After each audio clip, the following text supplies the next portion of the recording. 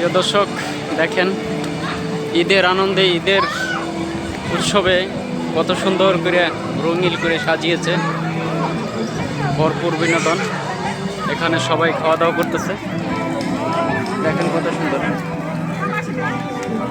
দেখার মতন একটা জিনিস জায়গা। এখানে যায় যা খাওয়ার দরকার কেনাকাটা করে খাওয়া দাওয়া করে। অসাধারণ একটা জিনিস, সেরকম একটা জায়গা,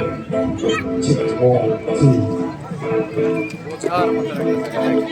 ঈদের আনন্দে ঈদের উৎসবে কত সুন্দর করে সাজাইছে যেতে দেখেন।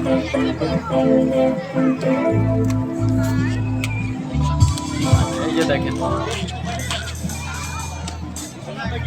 সুন্দর করে সাজাইছে। সামনে সামনে কুরবানির ঈদ। এদেশে আমাদের দেশে হচ্ছে এদেশের malam dicekkan kepada semua yang berada di sekitar dataran berada condong sempurna dengan jualan Expo Aidil এখানে Adha। ভালো একটা জায়গা আছে বিনোদনের জন্য, সবাই বিনোদন নেয় এখানে, খানা কাটা করে খাবার দাবার কিনে। Okey, kita buat sound check dulu. Kami daripada Dis Pantula Band কত সুন্দর করে malam ini অসাধারণ একটা akan menghiburkan anda daripada sekarang hingga 12 malam nanti insyaAllah.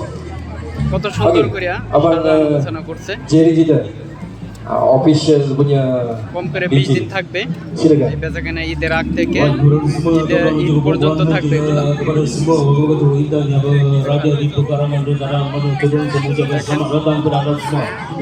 Baiklah, sebelumnya kita menyambut hari haji bersama pada minggu depan kita mengadakan Expo ছোট বাচ্চারা দেখে yang খেলতেছে। pada hari ini daripada 16 Jun 2024.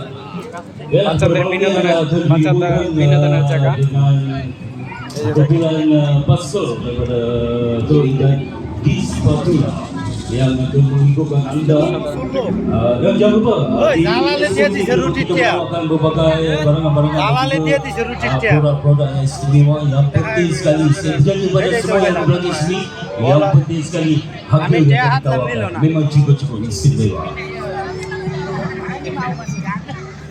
Alright, Ujit, kita nak sound check, kita terus on je lah. Ya, kita sound check music dulu.